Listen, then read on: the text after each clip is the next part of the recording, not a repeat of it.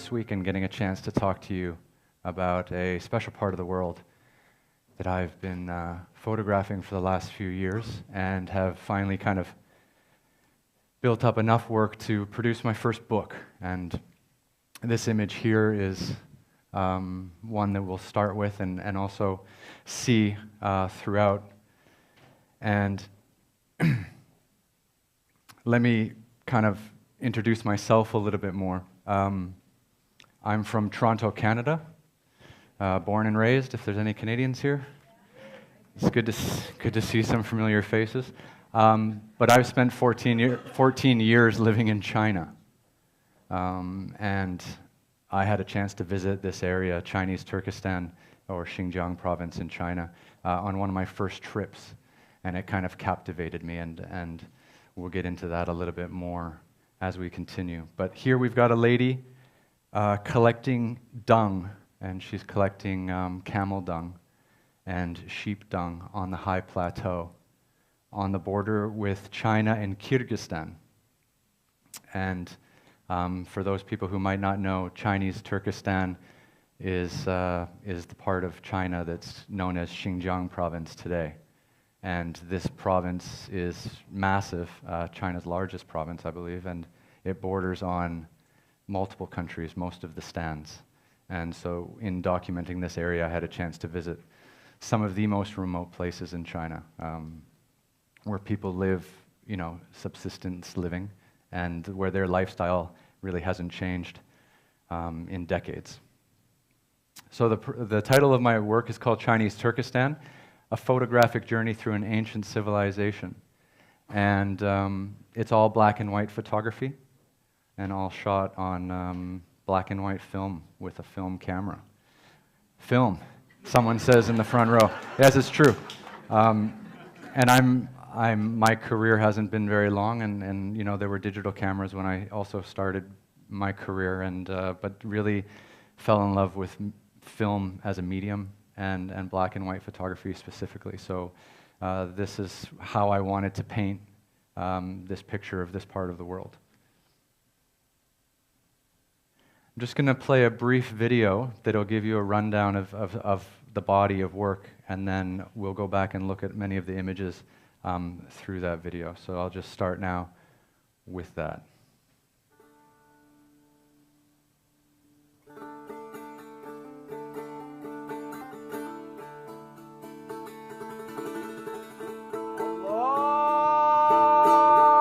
أكبر الله أكبر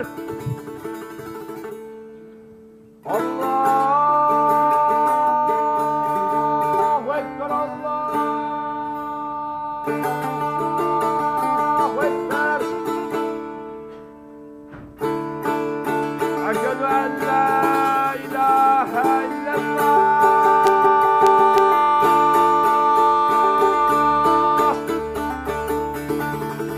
أشهد أن لا إله إلا الله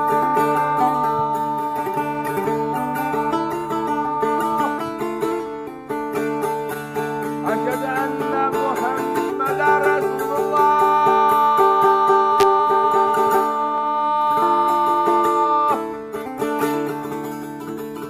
أشهد أن محمدا رسول الله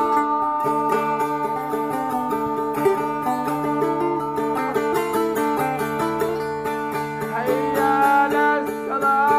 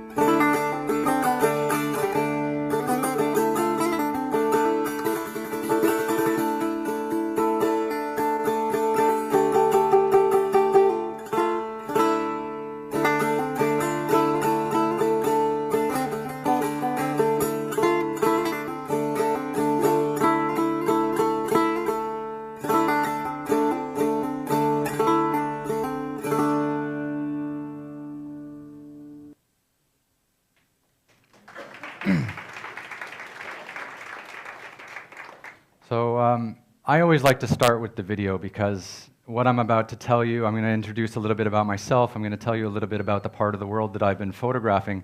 And it's good if you already have a concept of the imagery and the landscape. So that's why I like to start with that. A little bit about myself. I consider myself to be a documentary photographer. I spend my life really trying to be invisible. I love street photography. I love capturing people in a natural environment, in a natural moment, using natural lighting, and when possible, using film.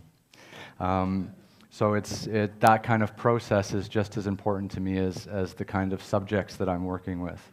And I've always kind of gravitated towards that as a way of really authentically telling a story. And I think that all photographers are storytellers.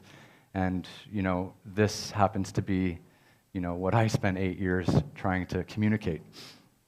I graduated from the University of Toronto in 2001. And this is quite a funny story because up until when I graduated university in 2001, I didn't have any interest in photography, which might shock you or might be sacrilegious to say in such a holy place. But I didn't have any interest in photography, and it's because I played Division I basketball in Canada, and I had no life. And what happens when you have no life is you have no energy to try new things and to be creative. And it wasn't really until I left university and my career was over, where I picked up a camera and first traveled to China. And all of a sudden, this creative outlet started to kind of come over me. And this idea of storytelling and traveling really kind of grasped me. And China was very much my muse. I think that if I had stayed in Canada, I may have never picked up that camera and never had an interest really in documenting such a beautiful place. So I did my first trip in China in 2001 just as a backpacker. I went to China, backpack, camera, 90 days. I went all the way around the country. I didn't speak any Chinese. I didn't have any friends and went basically alone. And it gave me a real kind of opportunity to clear my mind and really kind of decide what I wanted to do as an adult now that I kind of completed school. And I decided that I wanted to photograph China on that 90-day trip. And I came home for Christmas in 2001 and gave my parents the Christmas gift that kept on giving. I told them I was going to move to China. And I moved there kind of in January of 2001 and began taking pictures, walking the streets of Shanghai, which is my home still today. I've lived there since 2002. And trying to kind of find my style, trying to find my voice, trying to understand, what the stories were I wanted to communicate. And then in 2005, I started becoming a regular New York Times contributor.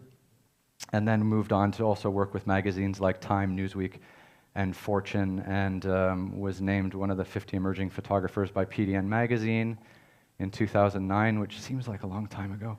And today I still live full-time in Shanghai, China. So that's my home, and I've come in just for this event today. So thank you again for all coming out. Here we've got a man. Just talk a little bit about the image here. Here we have a man in Kucha, which is in Xinjiang province, and I'll show you where that is on a map on another slide. And he's doing the call to prayer. Now, in a lot of parts of the Muslim world, they have recorders or speakers or sound systems with recorded voices that do the call to prayer. But every day, or especially on Fridays, which is when this one was done, Friday midday prayer, which is always the biggest, this man climbs to the top of the mosque, puts his hands together like this, and calls all the local villagers. And I just thought that was such a unique thing, because normally on a lot of my other trips in other parts of this region and other parts of the Middle East, you never see someone just standing on the top of a mosque screaming out to people, letting them know it's time to come and pray. So, just a quick map of China, just so we all understand our geography. Shanghai is in the eastern part of the country, where I live. And Xinjiang is the large northwestern province in orange.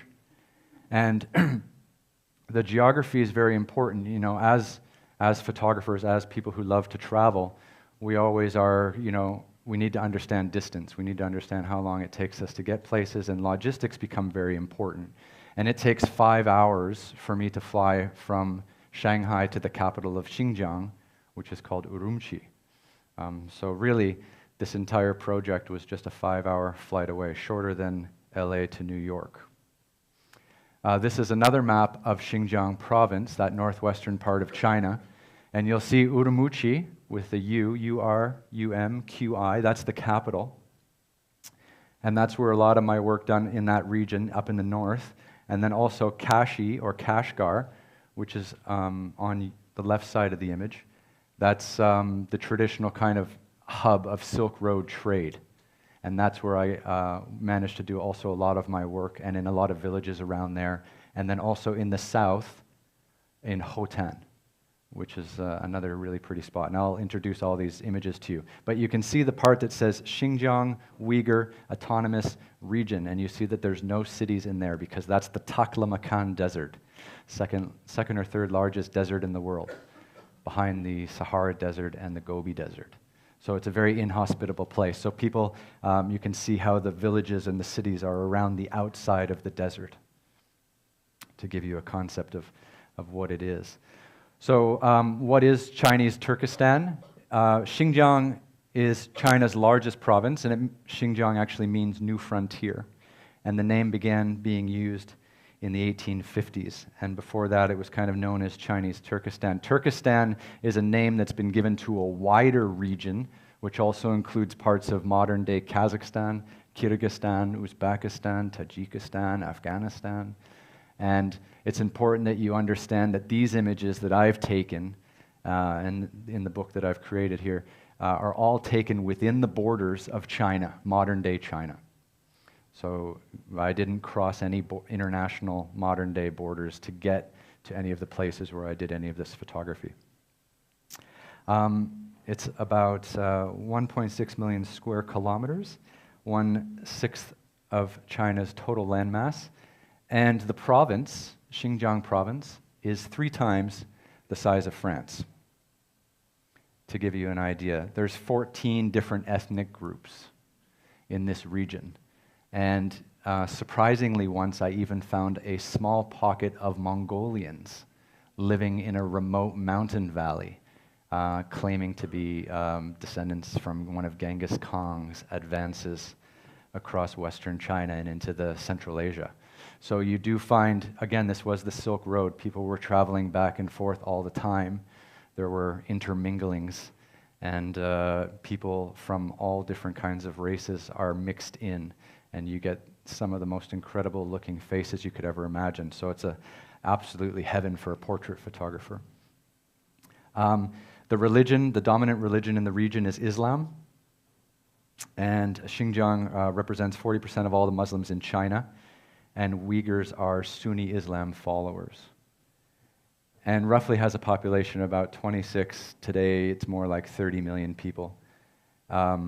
The Turkic Muslims, or the Uyghurs, are about 8 million of that. Ethnic Chinese are already a majority in the region. They weren't about 10 years ago, and part of that is causing some social friction, to say it nicely. And yes, like most parts of China, this region of Chinese Turkestan, or Xinjiang province, is also losing part of their cultural heritage to rapid economic development, which is just as true in my home in Shanghai as it is, 4,000 or 5,000 miles across the country in Kashgar. So here's an image, a typical Friday, and this man is buying a new jacket. So he's just come out of the Friday prayer at the main mosque in central Kashgar. And of course, the main prayer on Friday gets the most people, and it's the biggest volume prayer of the week. And there's a lot of people selling things when everyone comes out of the mosque, lots of women selling clothes, lots of people also begging. We'll talk about that a little bit more later on. But this kind of gives you an example of the kind of chaos or the kind of economic involvement or action after main prayer on Friday. It turns into a little market in front of the mosque. So a brief history of the region. As far back as the 1300s, most of Xinjiang province was actually Buddhist. Buddhism came from India through Xinjiang and then entered parts of eastern China and Tibet. And it wasn't really until about the 1600s that the region was introduced to Islam from the Middle East. In 1884, it actually became an official Chinese province. It was first kind of conquered by the Qing dynasty about 100 years before that. But as the Chinese empires grew in strength, they tend to conquer parts of Central Asia. And then as emperors lost strength, they began to retract their borders, and then Central Asia became very much no man's land. So they constantly expanded and retract that western border, which is why a lot of confusion has happened over the years about who actually really should be managing that part of the world. What else? Right, 1820s, the Chinese started actually sending Chinese people out to that region, Eastern Chinese people out to that region to try to assimilate the Muslim people. And this was very much a big thing in the Qing dynasty, and they sent even some officers, but also quite a few criminals as a way of kind of banishing them from Eastern China. For a good 200 years, Xinjiang was really considered to be a buffer zone between Russia and China. And it was kind of a no man's land that no one wanted to really interfere with because it kind of kept the Russians at bay, and that seemed to be quite, the policy for quite a while, which was good. And the question now today is whether it's a barren wasteland or a vital buffer. And this is what most of the province looks like. This is the Taklamakan Desert in the midday. And you can see the sand dunes and the way the wind kind of rips across the land. And it's completely inhospitable. The Taklamakan Desert doesn't have a rich tradition of camel rearing people who do large kind of caravans across the desert the way you would find perhaps in the Sahara or something like that. So it really is kind of a large empty space with no life.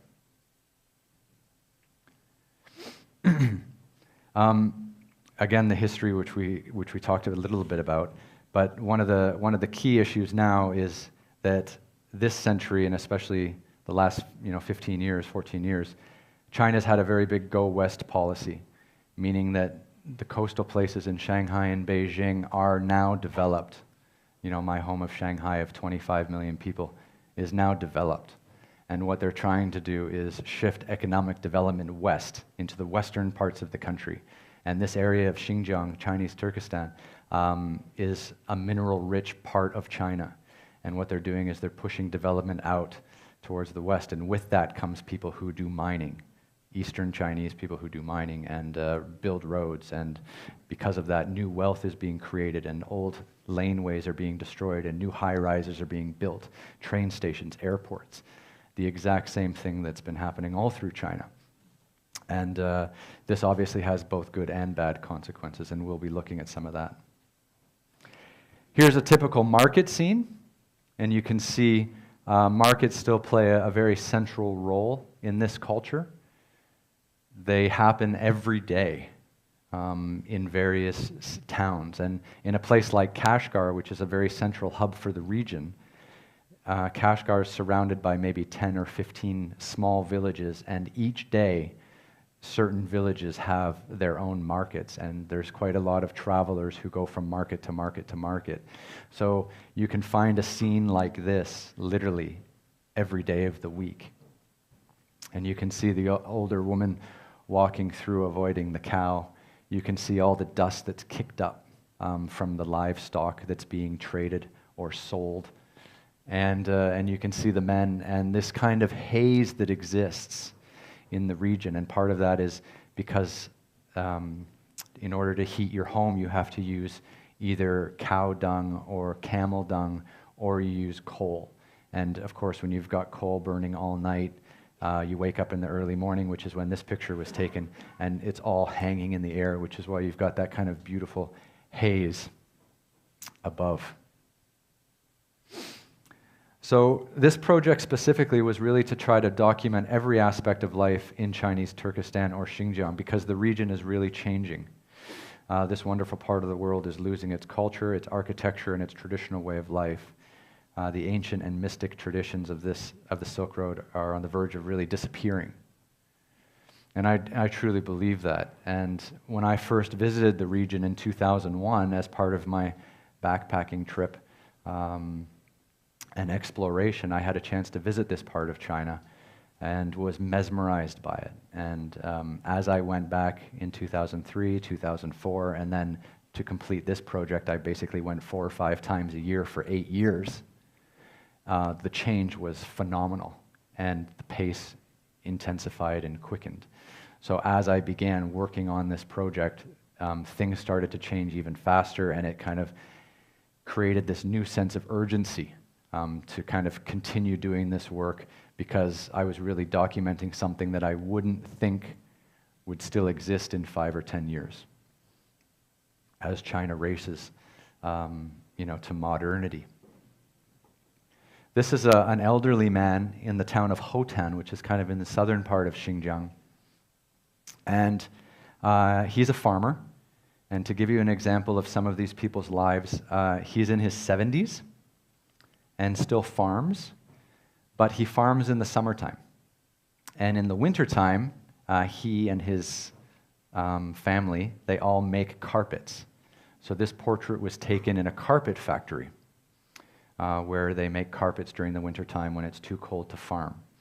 And I've got a funny story. I gave an exhibition in the UK a few years ago, and I had this picture blown up, and it was quite large.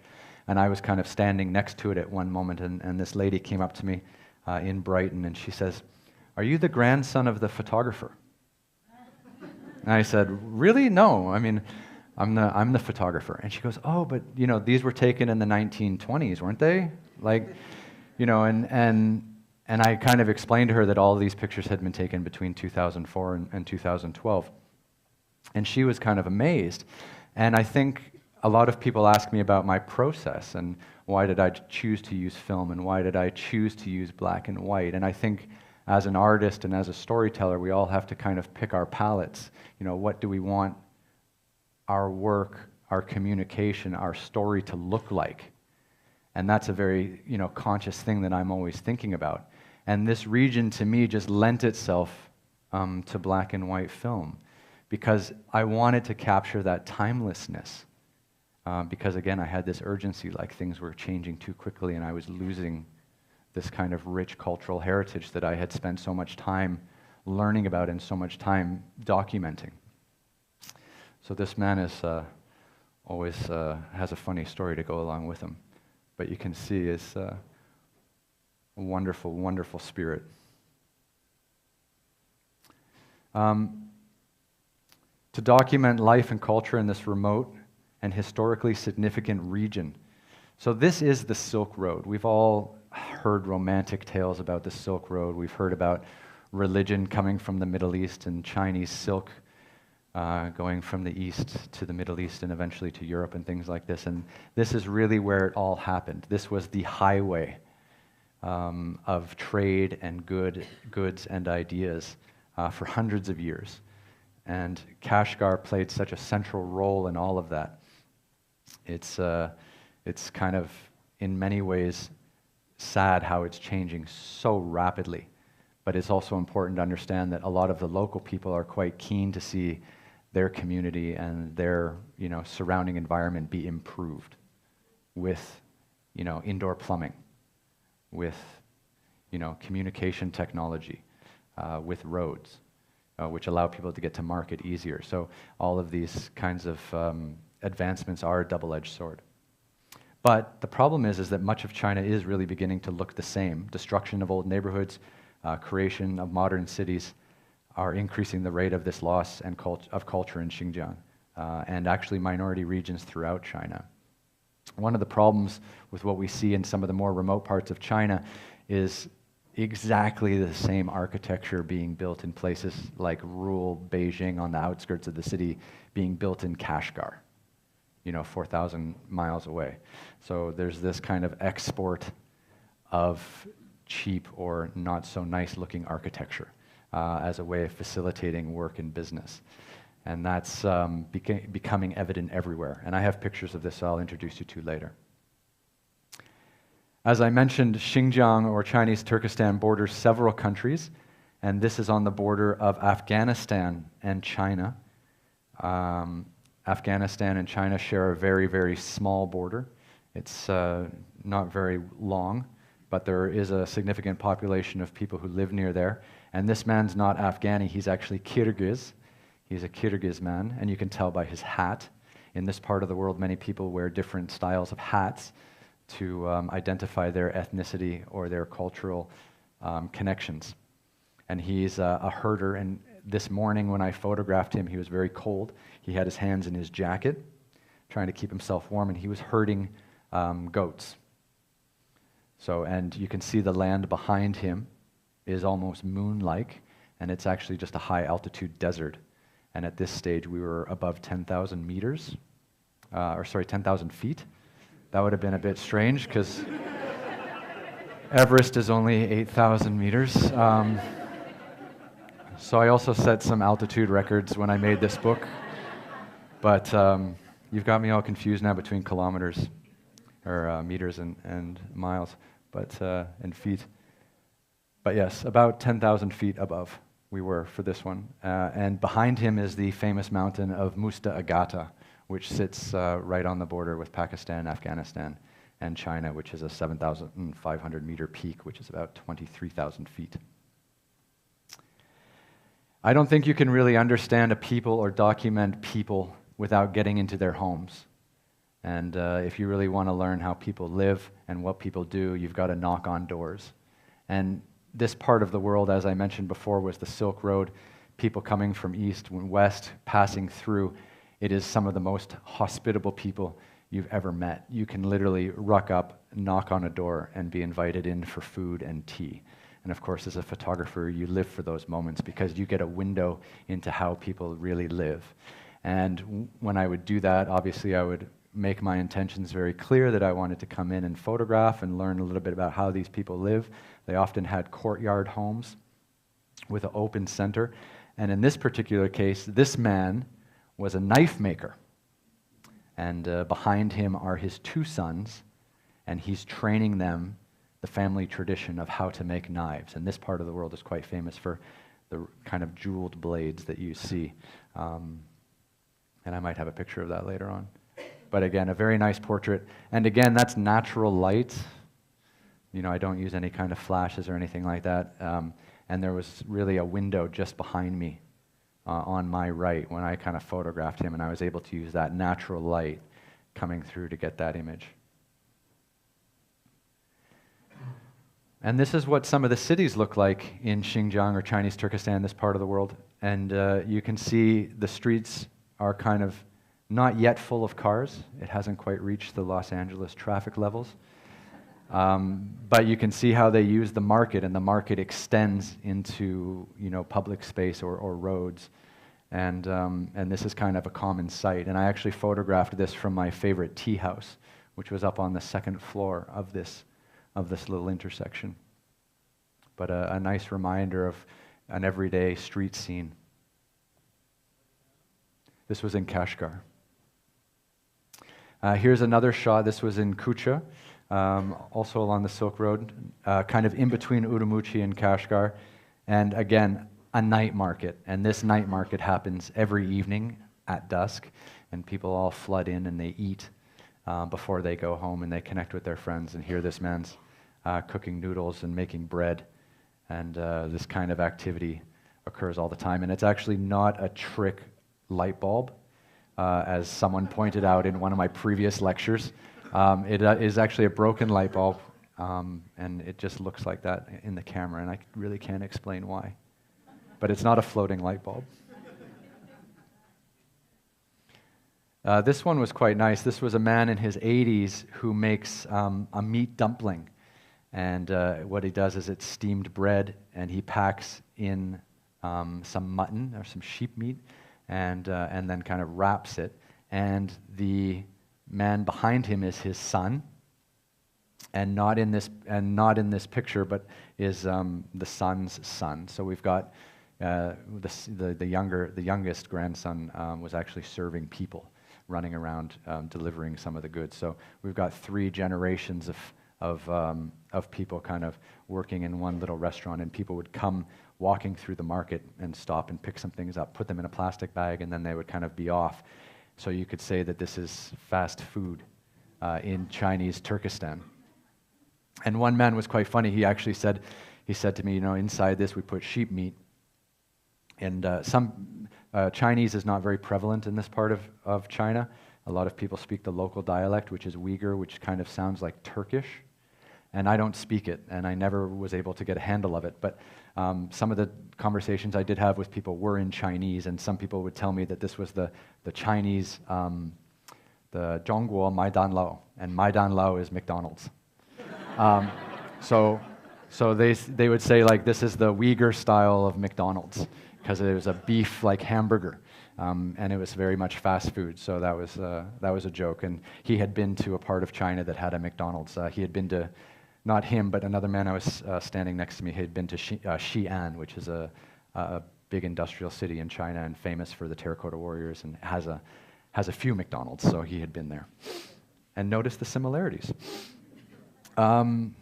This man is not reaching for any kind of weapon or anything like that. He's just reaching for his wallet. Again, someone mentioned that in a previous lecture, and I just wanted to get that out of the way. And yeah, he's just reaching for his wallet to pay for some food. But I just love that sinister look, like he's in some kind of Martin Scorsese movie. But you can, I think one of the interesting things is you look at his face, and it's just so Caucasian.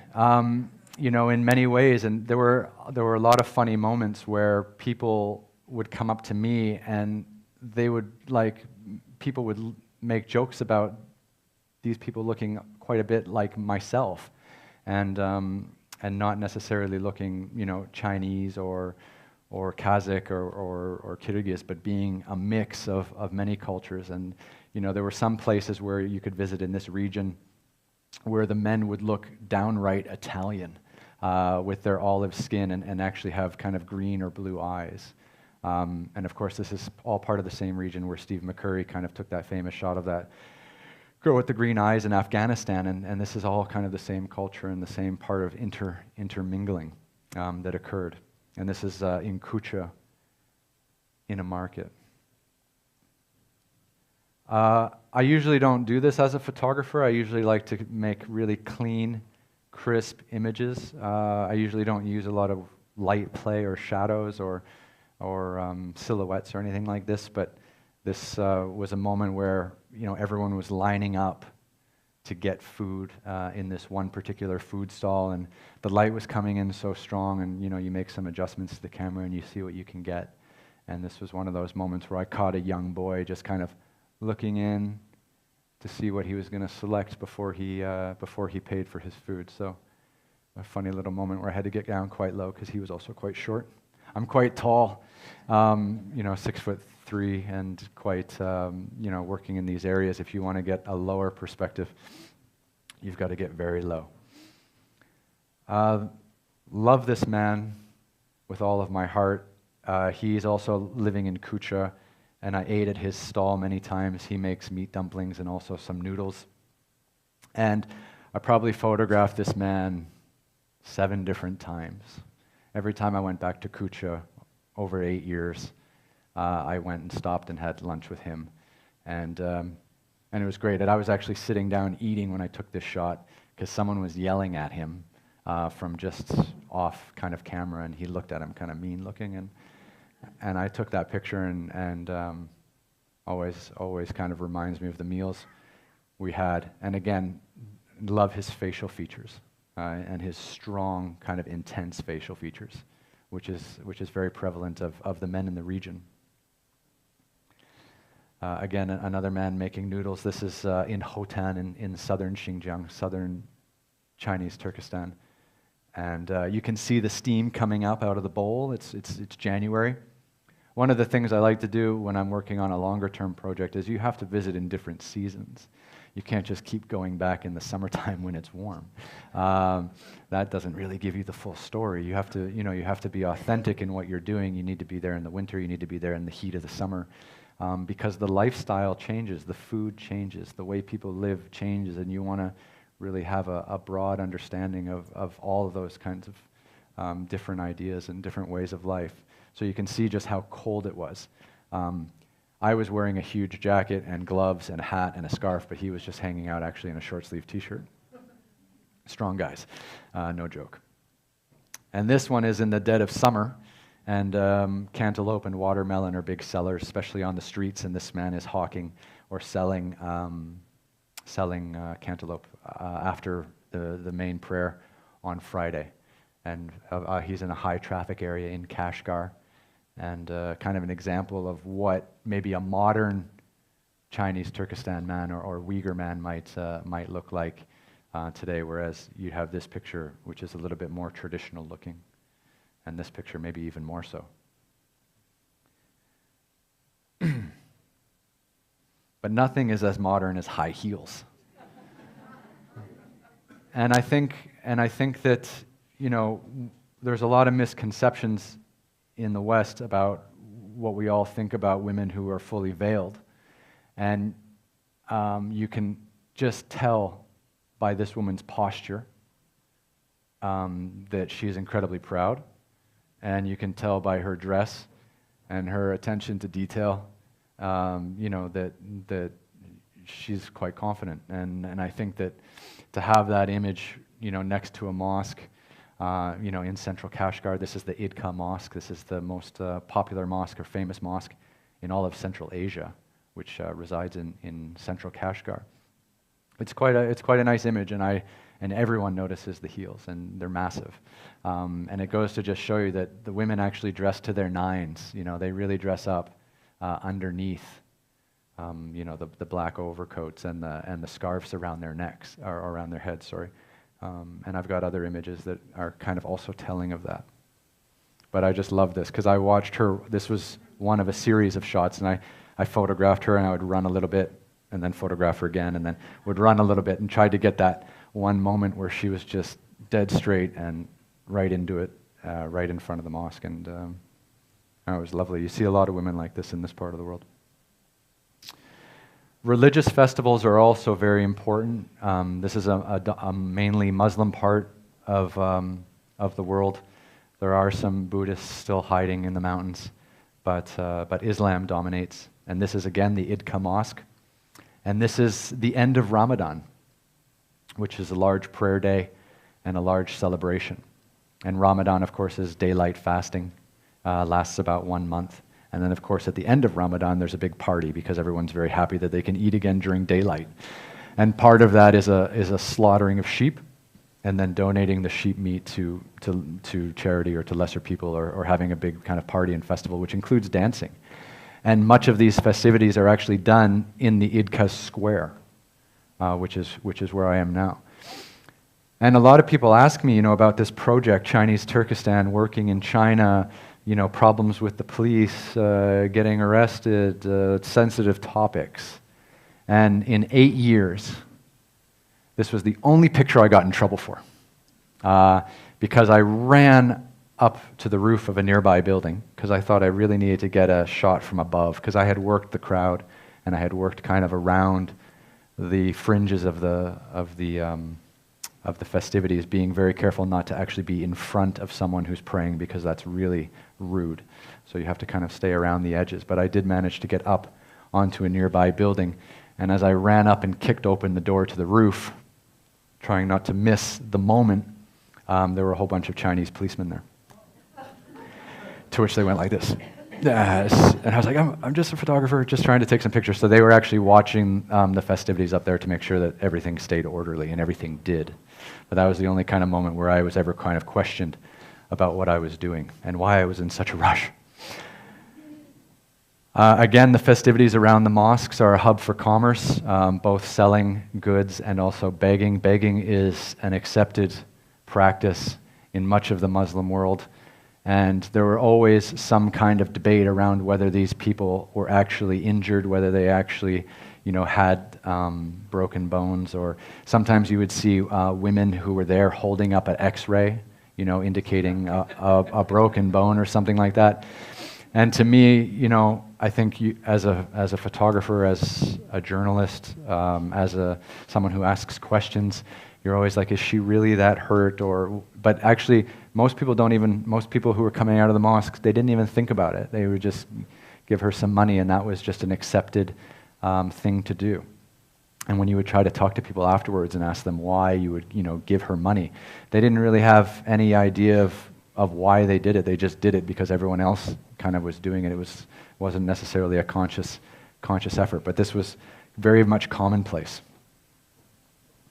Love this man's hat. One of my favorites. Mustaches are very prevalent in this region as well, which is great. And this is a man who's selling a lot of cows, and it was at an animal market in a small village about an hour or two outside of Kashgar. And again, a modern-day Uyghur man, a city dweller, a man of the market. He had a mobile phone. And he's got a hat, and he looks the part. He definitely had a mobile phone and liked using it. This was the same carpet making factory as the old man from earlier. And again, having a chance to work with people like this is just unbelievable. And working in a small room like this with people making carpets in the winter, the dead of winter, it was very cold.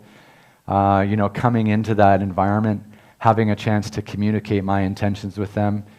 As a foreigner, obviously coming into a small room of carpet makers, people were like, "What are you doing?"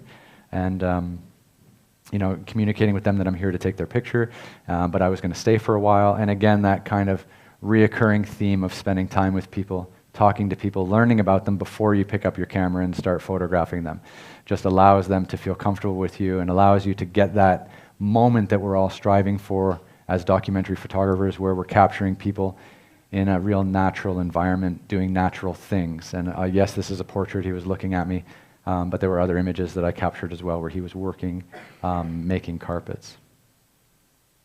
And this is the future.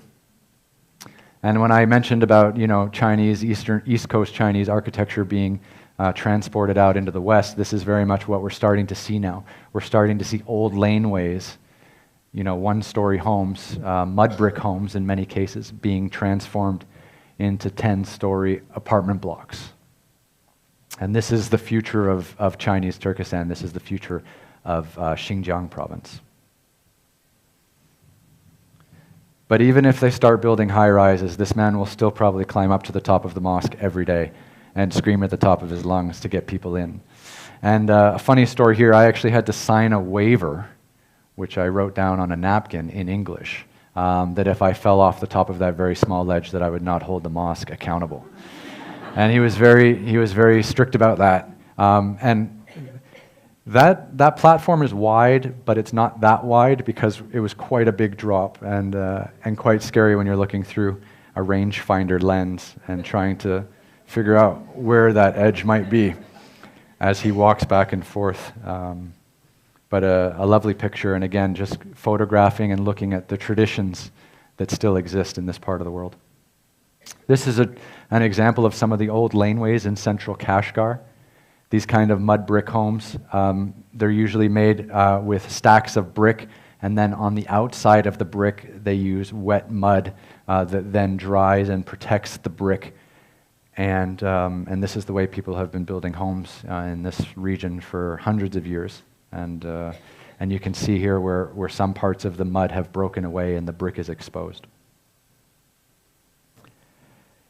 You can't visit this part of the world without a good sheep slaughtering, and that man is holding a large intestine.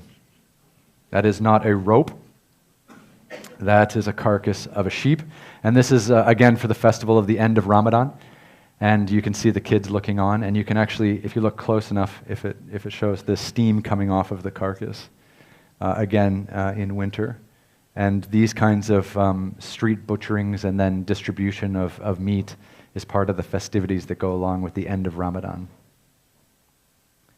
A classic example of the maze of old laneways that exist through many of the kind of historic old towns of these cities. And you can see how close the the homes are together and the kind of old doors, and it's really lovely, and not a sight that you can see so much anymore. Again, another fully veiled woman, completely covered face, and again with massive high heels, just strutting, really. I mean, you know, a picture tells 1,000 words, but it doesn't show you really the way she struts through the crowd. Very interesting. Here, we've got two older women fully veiled, and walking past some very kind of old phones, old little phone bank there where people would come and make phone calls to local friends or family. Obviously, this is a real dated picture. I think it was one of the first pictures I took in 2003 or 2004, before mobile phones became very prevalent. And now these kinds of scenes don't exist. You would never see a bank of phones sitting in front of a small shop like that, because they're completely gone. Women without scarves over their faces, there's many of them, and they're very open and very welcoming, and trying to document and understand their way of life as mothers and as wives and as daughters was always very important. So spending time photographing them and kind of speaking to them about their lives was an important part of this project as well. I would constantly, as I said, just walk up buildings and knock on doors and things like that, and where you might hear stories about places in Afghanistan or Pakistan or other places of majority Muslim culture or Islam being kind of dangerous. I would say that this part of China is really quite accepting of guests or foreign visitors like myself, to the point where, you know, I would just randomly walk around and knock on people's doors and, you know, ask if I can come in and photograph them and have tea with them, and was very accepted in every place I went. Very lucky in many ways. Here's some people building. Parts of Kashgar now are being redeveloped, and these are some people who are rebuilding some homes in central Kashgar. And of course, all those bricks have to come from somewhere, and brick kilns or brick-making factories are very prevalent in this region, and it's very, very hard work. And you can see that this man here is hauling a huge trolley of wet bricks, and they'll be stacked and then put into the kiln later and then shipped out. And here you can see a woman working, lifting rows of bricks, wet bricks, one after another, and stacking them day after day. And this was one of the truck drivers that would then take the finished bricks and drive them into the city to be used for various construction projects. As I mentioned, the markets are a big deal, and in the cities now, the cities have become so busy with, you know, cars and traffic that many of the market goers actually have to wait in holding areas like this dry riverbed. Early in the morning, they'll even come in the day before the market and sleep in the dry riverbed on their donkey carts or on the floor, and then wait to go to the market the next day. And this is just amazing to see this dry riverbed full of people, all waiting to go to the nearby market. These men are not twins. They appeared not to know each other, but I did follow them for quite a while. I love the beards. I love the facial hair. I love the expression. You know, the older generation just have so much dignity and have so much confidence in the way they move, the way they walk, the way they conduct business, and are quite elegant, and always try to capture them in some way, shape, or form. Of course, making the trade for some sheep, money in hand, one man buying another man's sheep, always trying to capture this moment of transaction. Again, more men buying sheep. The markets are just such a hub of activity. It's really just impossible not to enjoy documenting this. And, you know, people would come in with truckloads of sheep and offload the sheep in not the most humane way.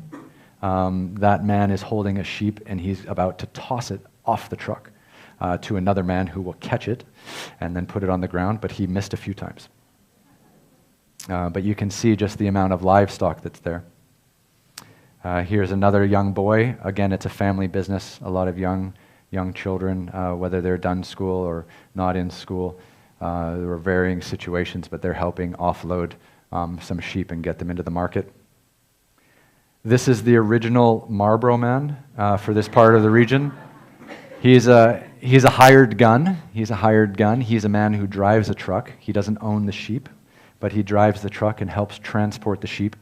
And and when he's done his job, he sits back and lights up, and will sit there all day waiting. And then any unsold sheep will go back on the truck, and then back to whichever village he came from.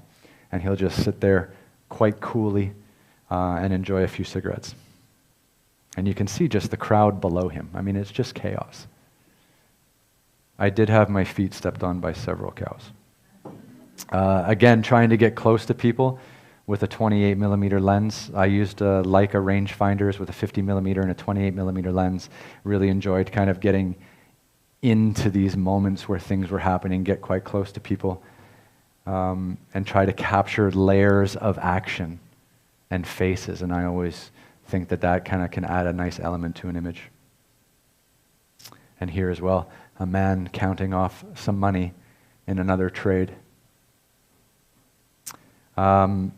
Cockfighting is big in this part of the world. Gambling is big in this part of the world, and I was very lucky to attend a cockfight and photograph it. They rarely happen, and when they do, they happen in secrecy. And I was very lucky to actually have a chance to visit and to get right in, and actually to stand where I'm standing. That's the high rollers area.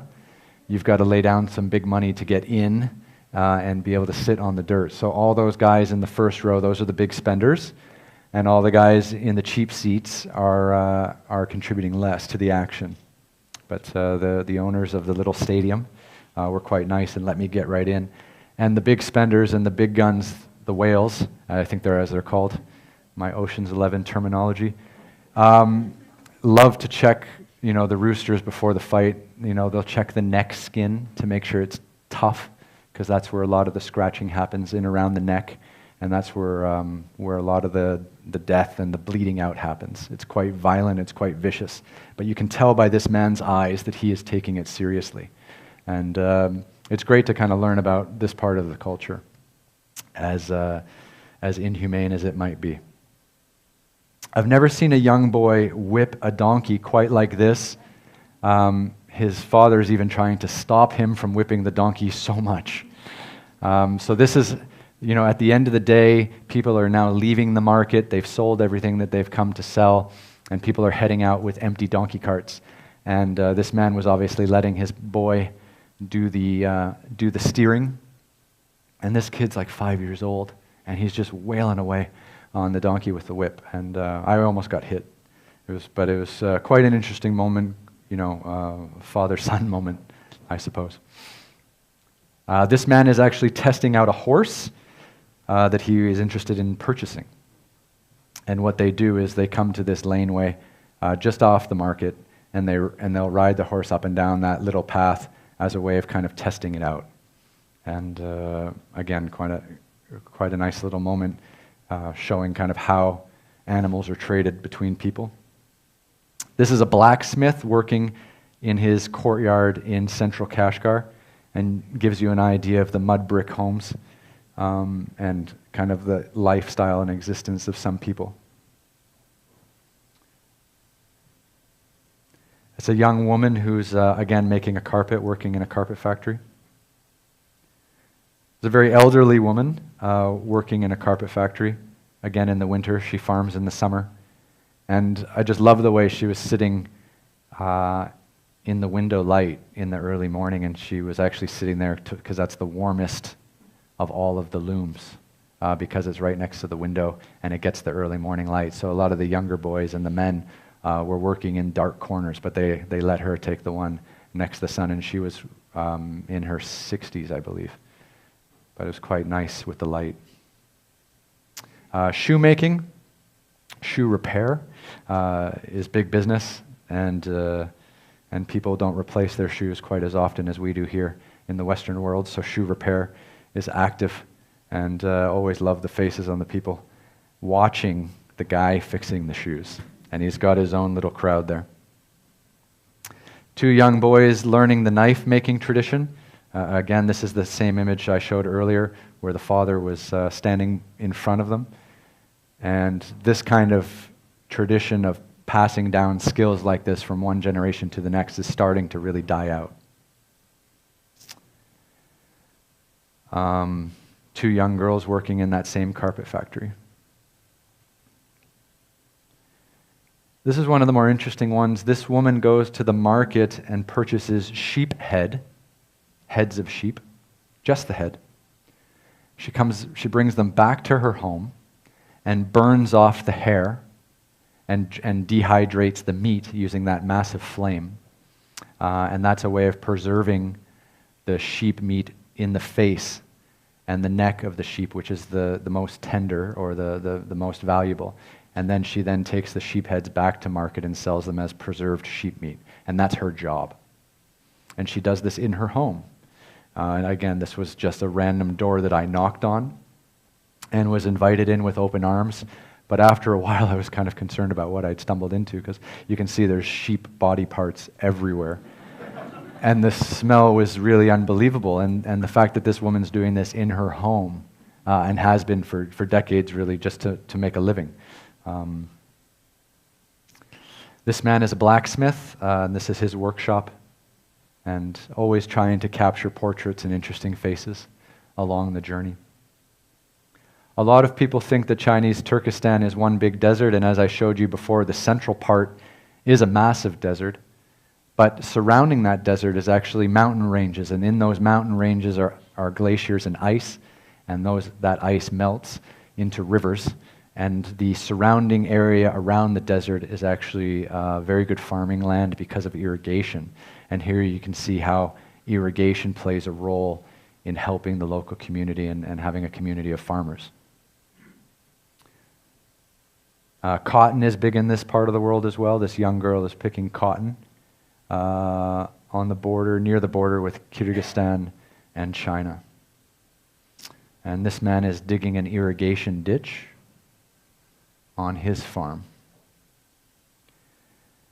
This woman comes with quite a story.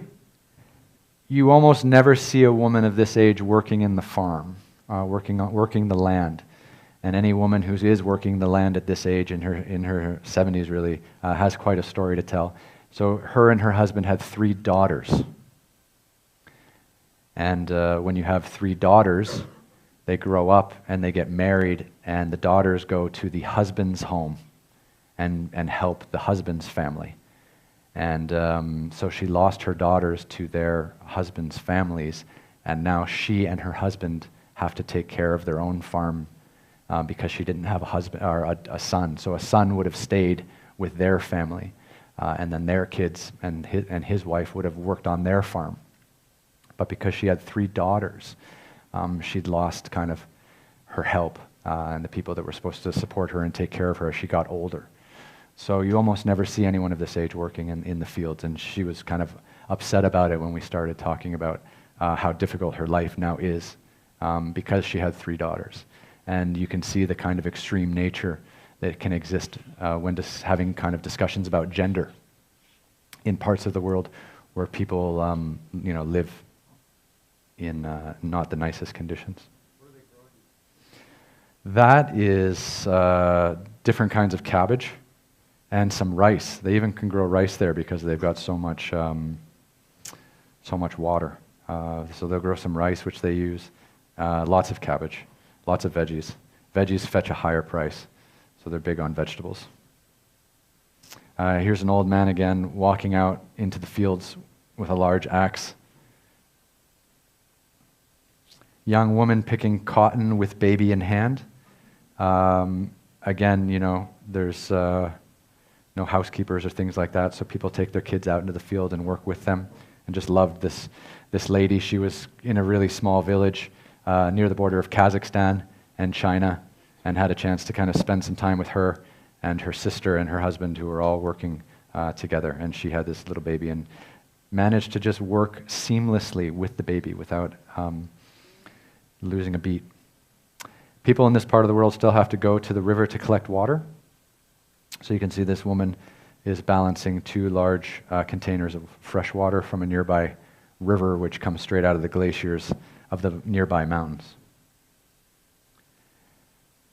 This was a very interesting moment where just outside of Hotan, a large portion of people went out to pray into the desert, and there is a desert mosque for an imam, one of the imams that brought Islam to this part of the world.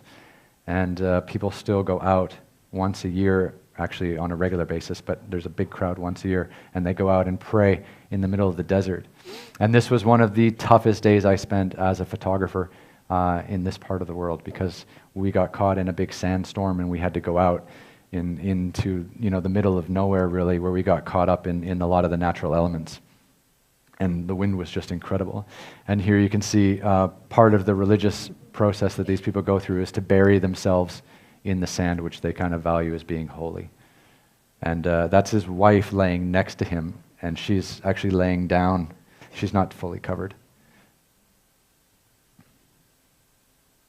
But again, it's a family ordeal, people bringing young babies out into the fields, out into the deserts.